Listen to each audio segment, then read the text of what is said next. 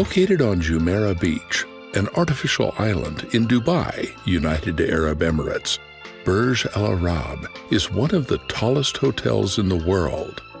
However, it cannot be very useful, since 39% of the area it covers consists of non-occupiable space.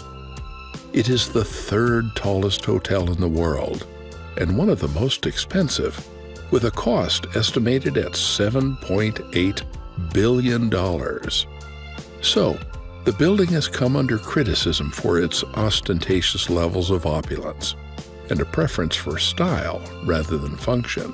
The sail of a ship inspired the exterior of the building, and it has a helipad near the roof at a height of 689 feet, or 210 meters above the ground. The Burj Al Arab was conceived by a multidisciplinary consultant, Atkins, and directed by architect Tom Wright.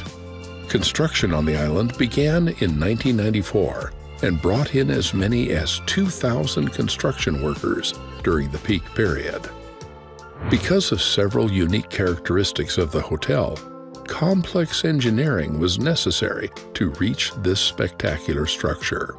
Because the hotel is built on an island, the builders drove 754-foot or 230 meters long concrete pillars in the sand to provide a foundation.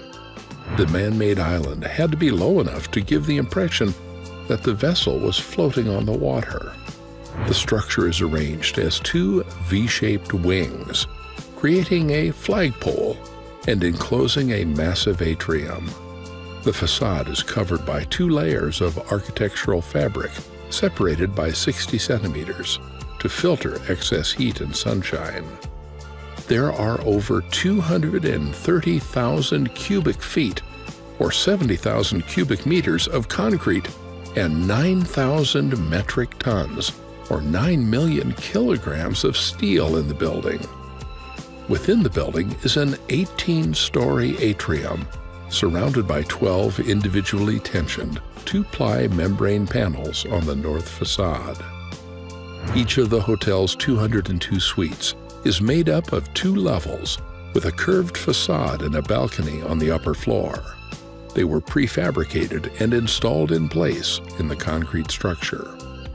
Giant metal trusses, each 85 centimeters thick, used on the sidewalls of the exterior to ensure sufficient rigidity, have the effect of supporting the two side beams and the large concrete pillar diagonally.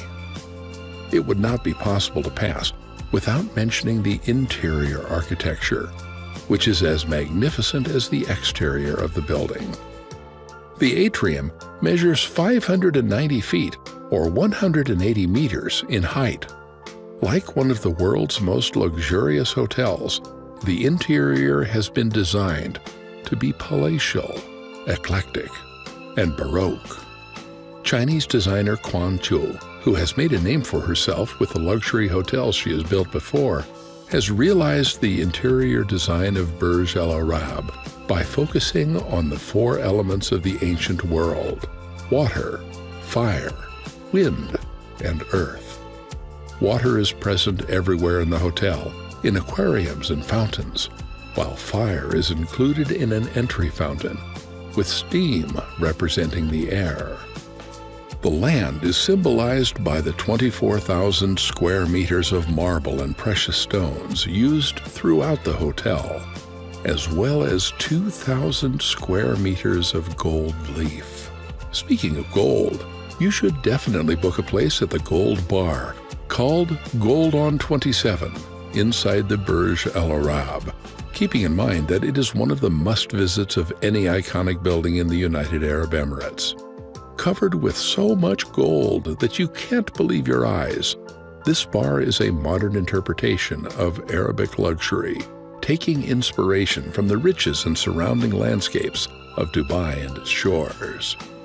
With 199 private suites, each with 8 dedicated staff and 24-hour butler service, it's no surprise that this hotel is located in Dubai. But the criticisms it received about its architectural design do not sound that interesting.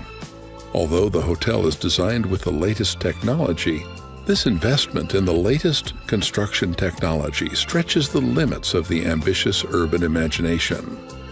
Another criticism argues that this design, which tries to emulate the same quality by trying to create a palace, has a Baroque effect because it gives importance to form rather than essence. As a result, if we are talking about an iconic building, do you think it is wrong to talk more about the spirit of design technology? We'll be telling you about a variety of iconic builds throughout this series. But the question is it the essence of all these iconic works that makes them iconic?